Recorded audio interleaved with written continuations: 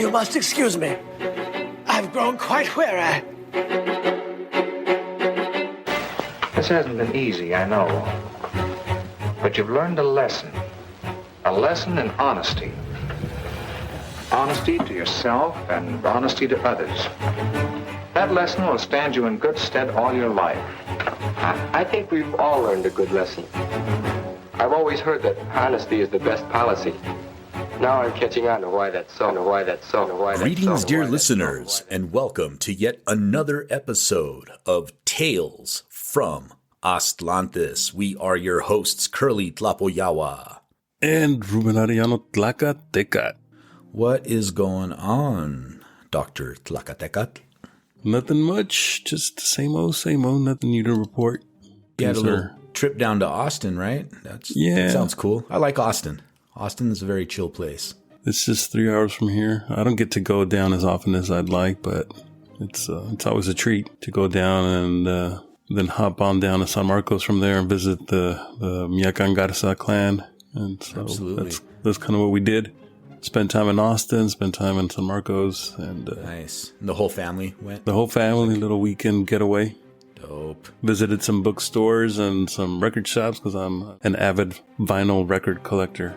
Yes, so I have a collection of books and a collection of records. So, and my wife's like, again, more? Take one. More books? Yeah. More records? Well, it's either that or I'm going to have to take up a vice. Yeah. Take your pick. Which one? Yeah. Just be glad this is where my money is going. Yeah. I remember the first time we visited Austin, we visited Raul R. Salinas. Yeah. He had a little bookstore. I can't remember the name of the bookstore. La Resistencia? Yes. Yeah. It was cool. He was a very cool guy. We went and we saw him in a play and got to hang out with him. We went to the bookstore. It was a very cool trip. Yeah, he's been gone for a long time now. Yeah, I think R.I.P. maybe like 20 years, maybe going on 20 years, something like that. One of the things that I bought at this bookstore, interestingly enough, was a Mexika calendar. And you know me, I collect everything I can about the calendar system. Yeah. And this little calendar that I bought there, I have no idea where it is. And it's. I wish I still had it. It must be because we've moved so many times since then. But I remember looking at it and thinking, this doesn't seem right. When you say Mexica calendar, what do you mean by that? Well, like the Tonal Pooke, right, and the Xiwitl, not the Calendario Azteca that people, the Aztec Sunstone, as it's known, that's in the National Anthropology Museum in Mexico City. People usually mistake that when they hear Aztec calendar or Mexica calendar, they think of the sunstone, right? Because it has calendrical symbols in it. But, you know, the calendar that I bought was a printed edition, and it was only a few pages. So the whole thing was to have like a piece that you could hang on your wall. And if you remember the very first calendars that I would design, they were like 11 by 17 sheets of paper. Yeah. They were kind of based design-wise on the calendar that I picked up at that bookstore in Austin. Because I have here in my hands, I'm holding a book called The Aztec Calendar Handbook by Dr. Randall C. Jimenez and Richard B. Graber. You ever seen this? Yeah, I have it. Oh, you have this? Yeah, I also have that one. Yeah, this is have you ever flipped through this book? It's been a while. It's been a while. I do like, if I remember correctly, I do like a lot of the artwork, the diagrams where they explain how the interlocking wheels and how they move and cause the numbers to change and the days to change and stuff. Well, if I'm remembering correctly. Let me refresh your memory. On page 5. The bottom paragraph. In what is now called southwest of the U.S., a civilization sprawled out over the Great Basin steppe areas. The nations of this area spoke a common language family called Nahuatl, pronounced Nahuatl, which translates to Four Waters. This may reference the Four Waters birthplace of Nahuatl, believed to be the Chaco Canyon area of the southwestern U.S. And this is citing... Somebody was reading Cecilio Orozco, it sounds like. They cite a book by an author by the last name, I can't even pronounce it, but I'm going to spell it Vlahos, so Vlahos, 1970. And funny thing, when I first bought this book, because I found this at a local resale bookstore, I went and I searched for that source. The only place that had it was local, if you want to call it a university, one of these religious schools that passes as a university. And I went and checked out the book by Olivia Vlahos, New World Beginnings. And I followed the source, and guess what? That information isn't in there. Doesn't that piss you off? It does. Doesn't that bother you? Why the hell would you cite something incorrectly? Well, and is it made up? I don't know. Because that's the first thing that comes to mind, right? Is like, did they just make up this citation? They made up a citation for this. It's happened to me. It happened to me while doing the research for this episode. Somebody cited something that Duran had said about Nemontemi. And so I was like, oh yeah, I remember that. And so it was a real citation. I remember reading Duran's words, but they cited the wrong book. And so I went through and I'm like, that is not in here. What the hell are they talking about? Right. So then I pulled out my other book from Duran, and that's where the citation was from. It's like, that sounds really, really sloppy to me. Yeah. And this was in a published paper. Wow. Yep. You gotta follow the sources. Follow the sources. Yeah, don't believe it. Don't believe it just because you see it in writing or somebody you respect told you, just peel back those layers. Go back. But it's in the book, Kurly. It must be true. Yeah, it must be true. It's printed in this book. Anyway. So it's hard for me to tell from here. Does that version of the book, is the cover like a weird laminated cardboard? Yeah, so that is the same one that I have. Yeah. I mean, it's a cool little book. Like you said, it does have some cool images and whatnot, but like, that's not the only thing that's problematic. I'm not going to get into it. We should probably do a whole episode of this book. Yeah, it's got some issues. It's definitely got some major issues. So we'll just leave it at that, dear listeners. Well, speaking of issues, that brings us to today's episode, which is about the Mexica calendar. With the passing of the Spring Equinox, we once again bring another year to a close. In Xiwitl, itlamiliz, the year has ended. This means it is once again time for the annual online arguments over whose calendar system follows the correct correlation. My favorite tradition. Right? This is the true indigenous tradition, is arguing over the calendar once a year. We all get together and just... My calendar is bigger than your calendar. My calendar could beat up your calendar. So I thought it would be helpful to lay out 4 things that you should remember about the ancestral Mexica calendar that might help you discern which calendars are based on solid evidence and which ones are lacking, to say the least. Now, I'm not here to tell you which correlation to follow. I'm not your dad. But rather, I want to equip you with some basic concepts about the calendar system so that you, dear listener, might have an informed opinion to help guide your further research. But also, you should probably just go ahead and buy the calendar that I just published along with Ruben Ochoa. It is available on talesfromatlantis.com and Amazon. Okay. And now, with that shameless plug out of the way, I present to you, dear listeners, 4 things to know about the Mexica calendar. Part 1. The Mexica calendar utilizes naked eye, horizon-based astronomy. So, to really understand how the Mexica calendar system works, we first need to talk about naked eye, horizon-based astronomy. So, What is naked eye horizon-based astronomy? Well, it's pretty much exactly what it sounds like. Mesoamerican astronomers laid the foundation for the calendar system by observing the rising and setting of the sun in relation to the horizon. And they did this by using their naked eye. So this was without the aid of any telescopic enhancement. By finding a fixed point on the horizon, such as a mountain peak, and comparing the daily sunrise in relation to this fixed point, they were able to observe that the sun slowly travels across the horizon north to south in a set pattern. To accomplish this, the observer needs to view the sunrise from a fixed location themselves.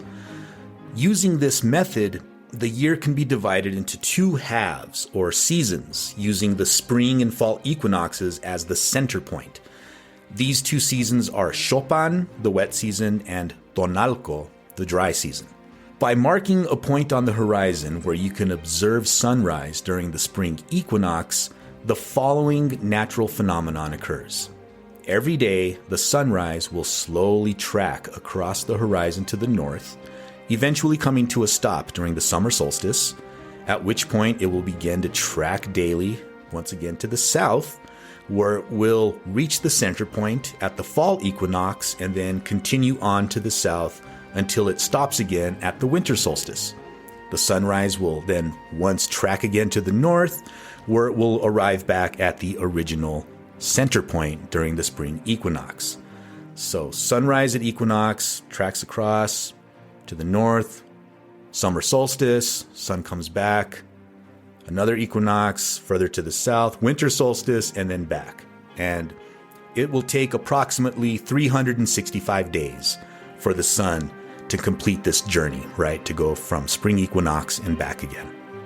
So what do you say to someone that might ask the question, why does it begin in the spring? Why not in the fall? The answer to that basically is that's what all of the primary sources say. And it's also in the archaeological record that is how the sun would be tracked. And actually, we're going to get to that here in a second, because I'm glad you asked. So while Mesoamerican astronomers originally used natural points on the horizon, such as mountain peaks, to observe the movement of the sun, they eventually began to construct artificial horizon markers in the form of temples. In archaeology, we refer to these structures as E-groups, named after the Group E complex found at the Classic Period site of Huaxactún in Guatemala. So what they did was they built a set of three temples facing due east, and when you stand at a certain vantage point to observe the rising of the sunrise that marks, comes out in the center of the center temple, that sunrise happens at the spring equinox. So then if you stand there, then you could see this natural phenomenon play out. So the temple on the north side marks the solstice, and the temple on the south side marks the winter solstice, and the center temple marks the spring equinox. And the fall? Yes, and the fall equinox. Now, it's my understanding that Mesoamerican societies like the Mexica had instruments that they would use to observe the stars in the sky. Is that not true? And would they have used them for these purposes as well, or were they used for something else? They would have used them for these purposes. In fact, I have an entire lecture that I give on this very topic, and I'm saving it for a future podcast episode. Oh, look at you.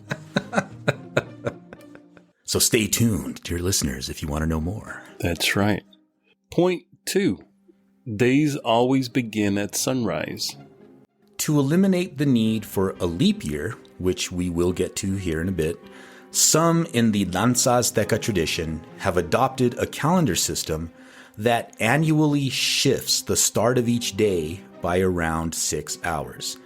They do this by adding an extra quarter to the last day of each solar year. Because of this, during some years, the days will begin at sunrise, while others will begin at noon, and then others will begin at sunset, and others will begin at midnight. You know, when I first started on this road, that was the calendar system that we were under, that I remember. Yeah, and it was always kind of confusing to me. Going like, I would always forget: is this the year that the Mexika New Year is at sunrise, or is it sunset, or is it at noon or midnight? And so it was always like a question, like, who's keeping track of this again? Yeah, I also had those same questions, and at the time, I wasn't equipped with enough information to really answer it. So I just kind of, unfortunately, relied on the expertise of others. Right, the alleged. Yeah, accepted the standard explanation that most people had adopted. Yeah, because I'm figuring, well, they must know something. That there must be a reason for this, right? There must be evidence that supports this. It's like that game show 10 Mexica people said. So some versions of this calendar even go so far as to specify the exact time using modern European timekeeping conventions, no less, to pinpoint when each day should begin.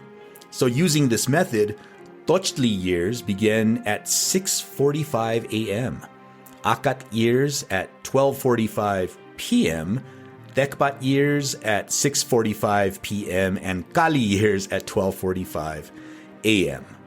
All right. Other interpretations promoted by those in the danza community offer slight variations of this, with some even incorporating cycles of 72 and 18 minutes. Now, if this sounds nonsensical and convoluted, it's because it is.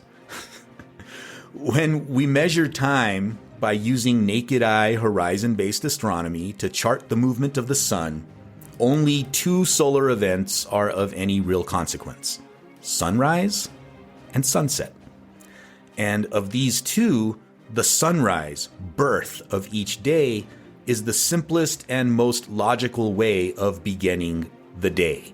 In fact, we have archaeological, ethnohistorical, and historical evidence showing that the Mexica started each day at sunrise. Well, if I may, I mean, yes, sunrise and sunset are obvious times of the day to either begin or end a count or an observation.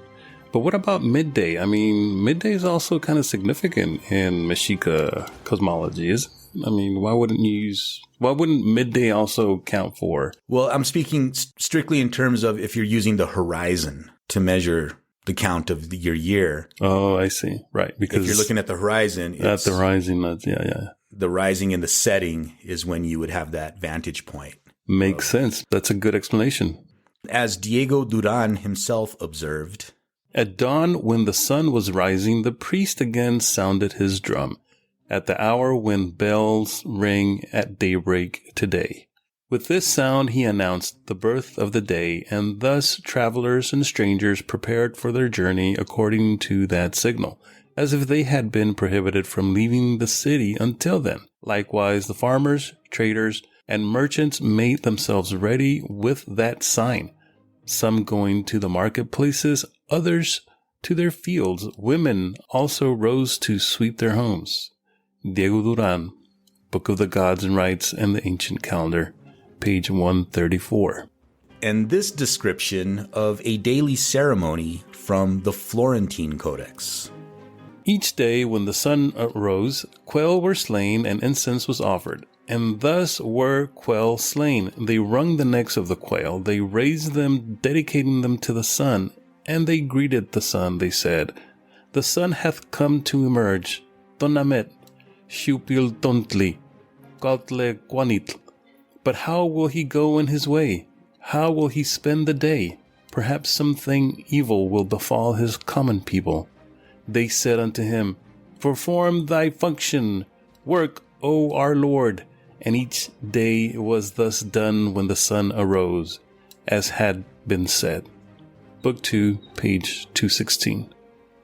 So there we have it. When we're using a strictly horizon-based calendar system, such as the ancestral Mexica calendar, the days will begin at sunrise, regardless of the year that it's taking place. We don't shift the beginning of the day every single year. Point 3. Each year begins on one of 4 days.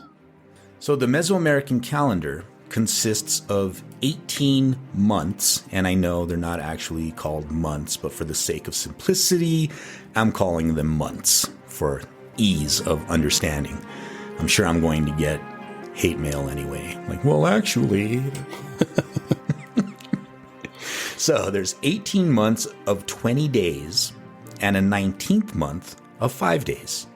Technically, it's 5 days and some change, really, but this discrepancy is accounted for when you measure the year using naked eye horizon-based astronomy. This gives us the 365 days and some change that it takes the sun to make that trip along the horizon from start to finish, spring equinox to spring equinox. The 20 days are combined with a repeating count from 1 to 13 to give each day a unique name. For example, the day 1 Cipactli will be followed by 2 Ehecatl, then 3 Cali, 4 Quetzalin, and so on. It will take 260 days before this combination of 20-day signs and numerical coefficients from 1 to 13 to start over at 1 Cipactli. So 260 days before we get a repeat of the same day sign. This is known as the Tonal Pooke, or the day count.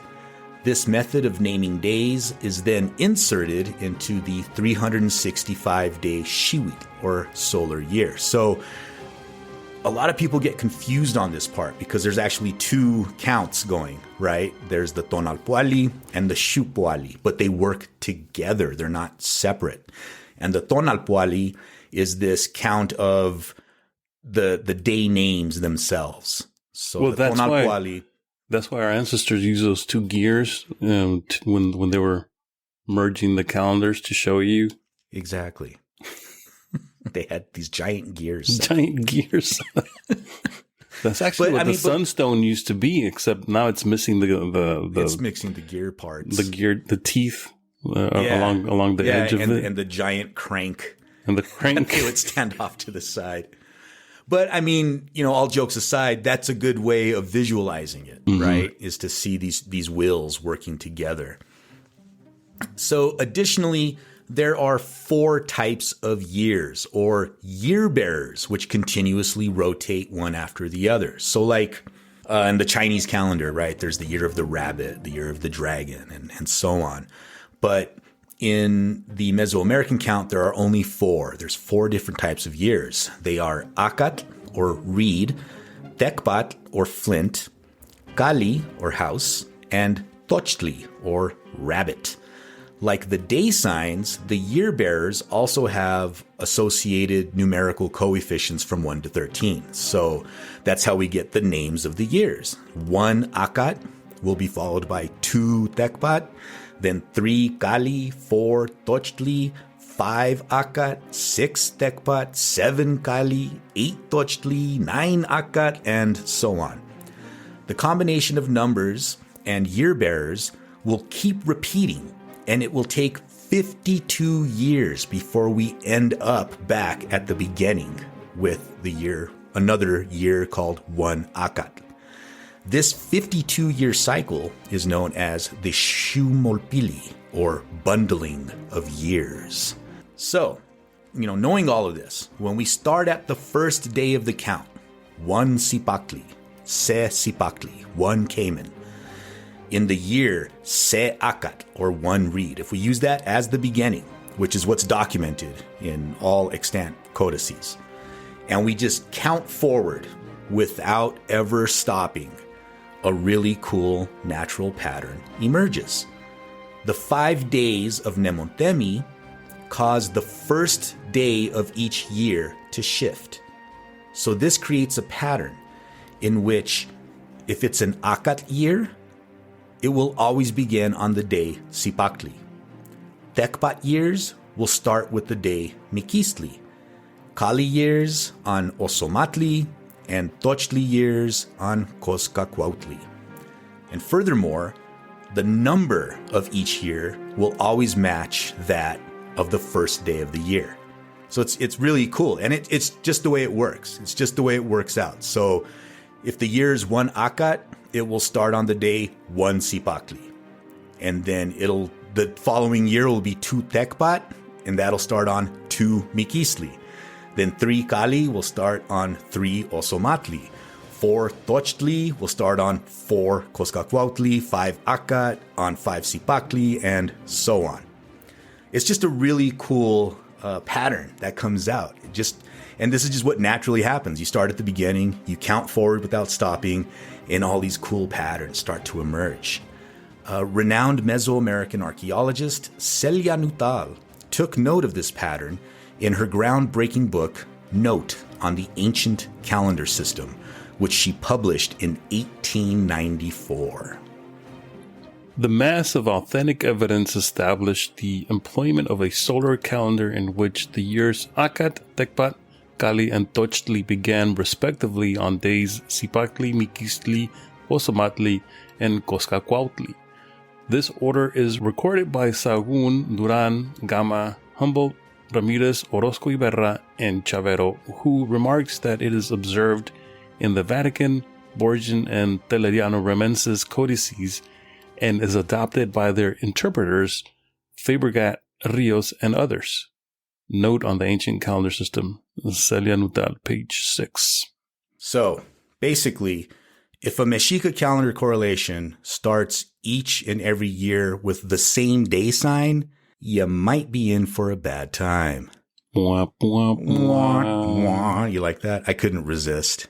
When I was writing it, I was like, this is such a dumb joke.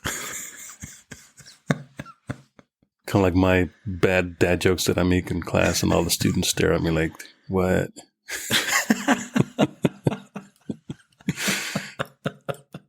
Point 4. There is a leap year. How dare you, sir? A leap year? Right? You have adopted the ways of the colonizer. Uh-oh. So here's a basic fact. When observing the daily sunrise using a set point on the horizon to track the sun's movement, something will become immediately obvious. That is, each year, the sunrise will shift slightly to the right of the point on the horizon that you're using to mark the beginning of the solar year. This is because the solar year is not exactly 365 days long. Due to the tilt and wobble of the Earth, it will take 4 years for sunrise to return to its original starting point on the horizon.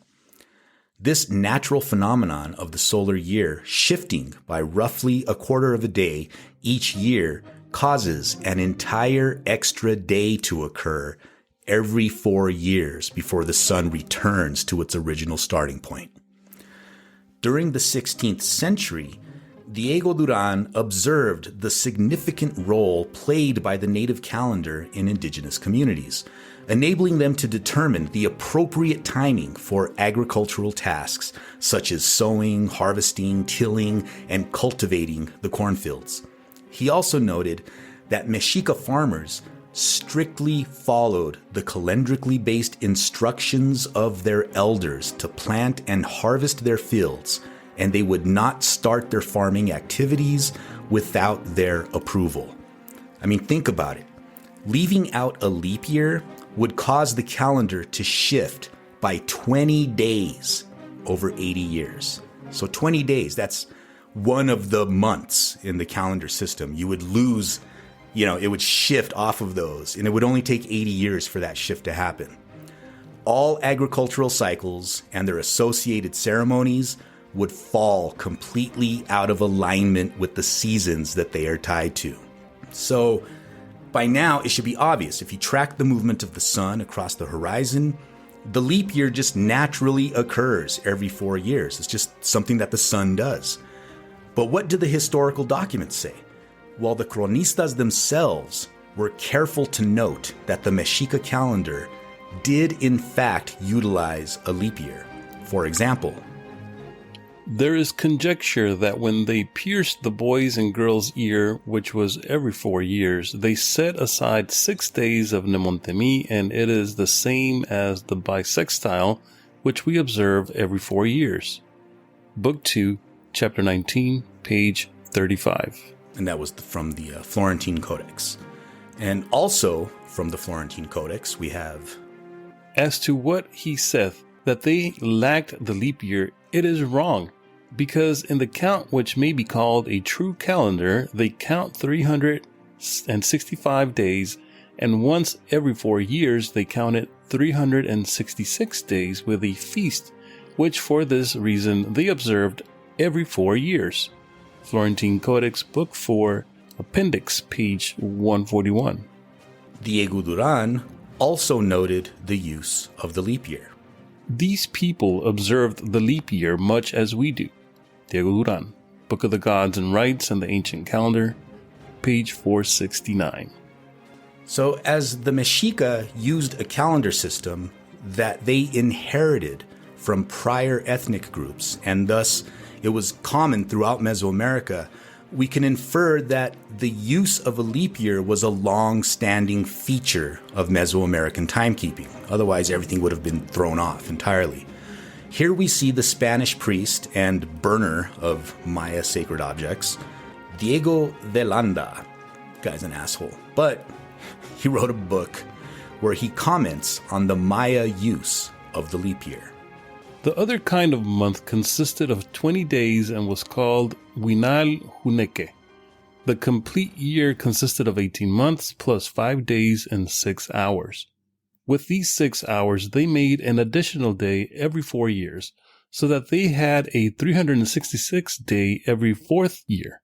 Diego de Landa, Yucatan, at the time of the Spanish encounter, page 79. Now, some folks like to argue online, surprised, I know, that incorporating a leap year is colonial and a European concept. Take, for example, a recent Facebook comment from a disgruntled danzante. Talk about European-based time. You follow the Ruben Ochoa time count that does the leap year shit like the invaders.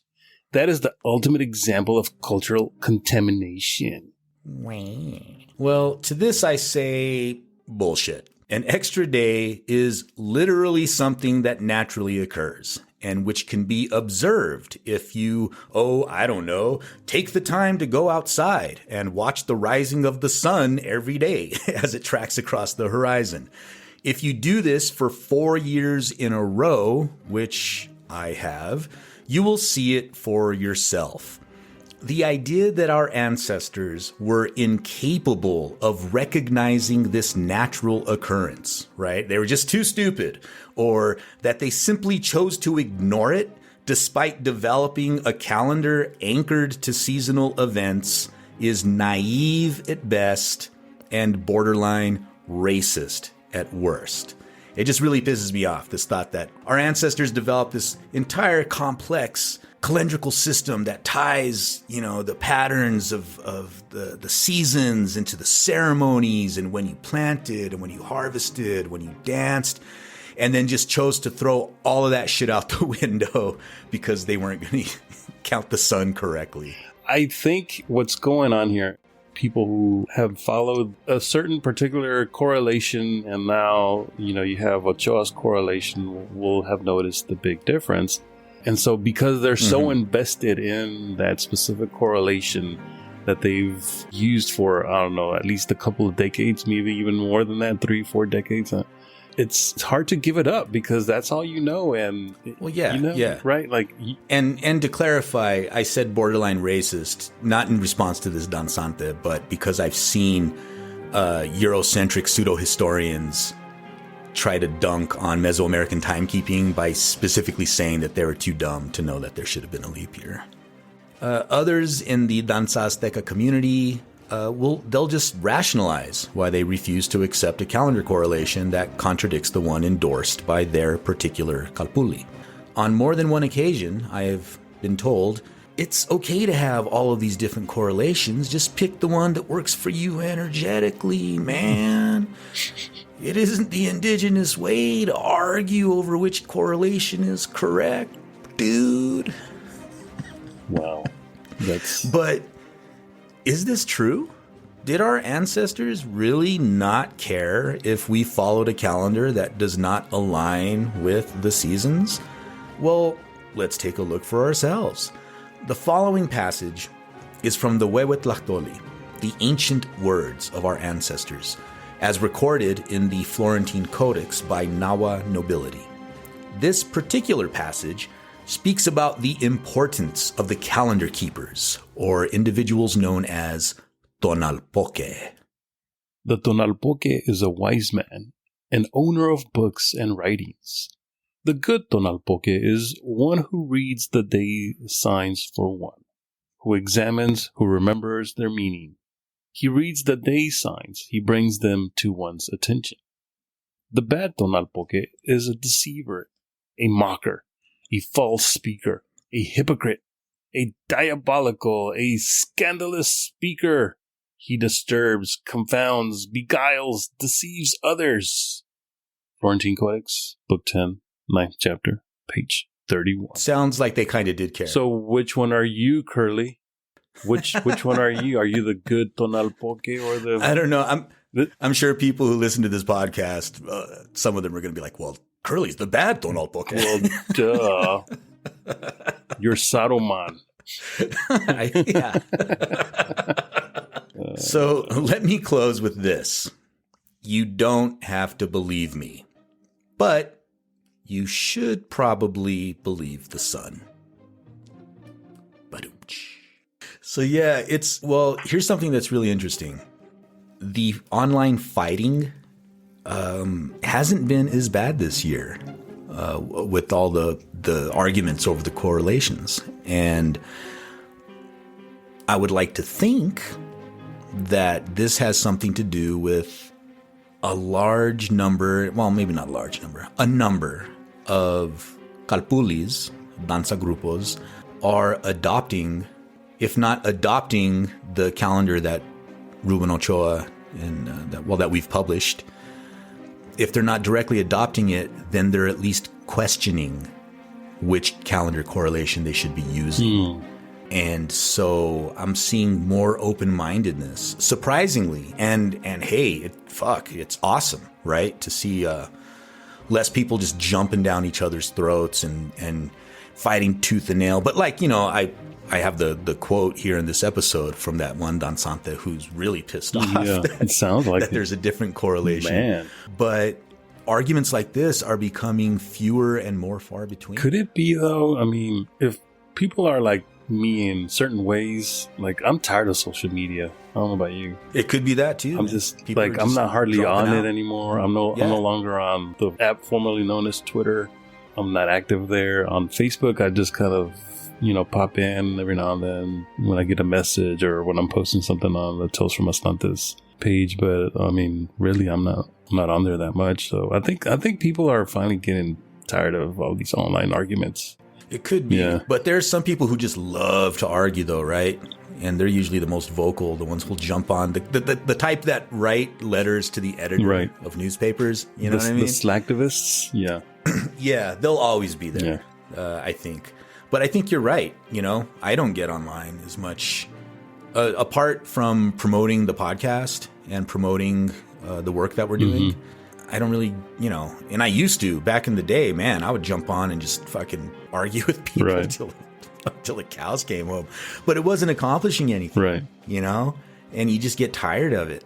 But I am glad to know, because a lot of grupos have reached out to me ordering calendars and telling me that their grupo has adopted. Without telling us a number, calendar. Can you give us a ballpark figure in terms of percentages? And from when you started the calendar to today, has there been a significant increase? I'm sure there's been years where it's been kind of leveled out, but overall, in the aggregate, you think it's more now than when you started out, or? This year, it's definitely been significant. Last year, it was just kind of level, right? Like kind of flat line. But this year... went through the roof? Yeah, honestly. March, because March is when they all tend to sell, right? Like February, March is when most of the orders start coming in. And there's been a lot more interest this year than there ever has. So it's cool. Growing. Yeah. And it also might be the result of like this post-COVID grupos are getting together more, and maybe, I don't know, somebody in the grupo might have been like, hey, check this out, and just more open-mindedness of accepting new things. But there's definitely been a lot more interest this year. Yeah, I had someone from our group here in Dallas, Kalpuli, reach out to me about the calendar. And first of all, they wanted to know when they were going to be available for purchase. And they also kind of wanted to know if they could use it somehow for the Mexika New Year ceremony as a way to, like, as a gift to danzantes. But I think what they wanted to do was they were thinking more along the lines of the more traditional calendars, like the ones that you would get at the panaderia that had the mural image, and then at the bottom on the top, and then the paper that you would pull off every month or every 2 months. But at least they were asking about the calendar, so they were interested. And I've been sharing it with the Kalpuli for a couple of years at least, and I think people are coming around. They're beginning to see that there is something to the Ochoa and Kurly count. So, or correlation. Let's not call it a count. The Ochoa correlation. The Ochoa correlation. Some people Ochoa call it upset at me. It's correlation. Some people even call it the Ochoa Nutal correlation. Oh, really? Because Celia Nutal had written a lot about it prior. But personally, I call it the ancestral Mexica correlation because it's the one that I feel is the most accurate. The most authentic. It's the way to go, man. And, some of the resistance that I've noticed, one, people don't like questioning their teachers, right? They don't want to question the jefe of their grupo. They don't want to, at least not publicly, have these debates in their grupo and cause tension and whatever. But then you've also got the people who've, they've tattooed using the other calendar counts, correlations. They'll get their birthdays tattooed on their bodies, or they'll name their kids based on the day they were born on these other correlations. And so they don't want to give it up because, well, I named my kid off of that. And it's like, well, yeah, but you could still admit that it wasn't the right correlation. It doesn't change your kid's name. Yeah. I mean, it's not like magic. Right. It's not a spell that you cast. It's all wrong. The signs were all wrong. Yeah. So I think they're too invested in this idea that somehow if they admit that they've been using an inaccurate correlation, that it disqualifies everything that they've been doing, instead of just saying, oh, wow, we got that wrong. Let's use this one. I mean, it doesn't seem like that big of a deal to me. We came up in this together, man. I remember. You knew me. I was all about researching the calendar, and I didn't have all the answers, so I was using a correlation that I later realized was inaccurate. I mean, it's not that big of a deal. I would rather, and I don't know if it's because of my training in science or just being open-minded and having, when the evidence is presented to me, to be able to say like, oh, okay, well, I didn't have enough evidence, or I had incorrect information. The data was wrong. Here's better data. So this is what I'm going to start. Well, see, that's your problem, Kurly, is that you use data and evidence. That's a big no-no. You're supposed to use your feelings and how it feels to you. Yeah. Which calendar works energetically. Yeah, the energy and all that good stuff. So we're in the Chinese calendar. This is the year of the dragon, right? If I'm not mistaken. Yes. And it's funny because I was born in the year of the dragon back some time ago. So what's the equivalent for us in the Mexica year? So which year are we currently in? What is it? Well, Dr. Arellano, we are currently in the year 11 Reed. 11 Reed. Or Matlaktli Wan Se Akat. But on March 20th, the day of the observed equinox, that's the day that represents when you observe the equinox as measured by the Templo Mayor in Tenochtitlan. That day represents the bundling or the tying off of the year, right? The end of the year is when you observe the equinox. And so then on the day after the equinox, we start the year Matlaktli Wan Ome Tekpatl, or 12 flint. So on the solstice, that's the beginning or the end? The equinox. I mean, the equinox. Yeah, the equinox marks the end. The end. And so the actual first day of the new year is the following day after the equinox. Sunrise the following day, we begin the next year. That makes sense. And that's another concept that, you know, and some people, it might just be semantics, but like when I started off the episode, I made sure to say, in Xiwitl itlamiliz, right? The year has ended. Because Mesoamerican timekeeping, these bundles of years, these units of time, they were marked by their endings. So you had a 52-year cycle, right? The Ximopili, the bundling of years. And then you have groups of 13 years that are called the Tlalpili, which are the bundling of the Yearbearers. So we're marking the endings rather than the beginnings. And it's just a slight shift in language.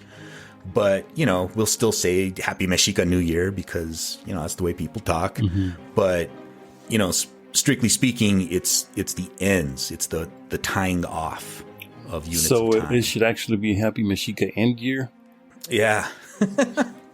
And that's where you get the whole, you know, the 2020, the 2012 crazy shit, right, with the Maya calendar. It's because the Maya calendar had come to the end of one of these cycles, and then it was about to start a new cycle, but people interpreted that as the end of the world as we know it. Yeah, the end of this cycle represents the end of time or whatever. Okay, but here's a curveball. What about people who celebrate the Mexika New Year in February?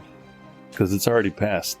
At the time of the recording of this episode, those people who celebrate the Mexika New Year already celebrated back in February, and they're saying, "What are you talking about? It's Mexika, you're late."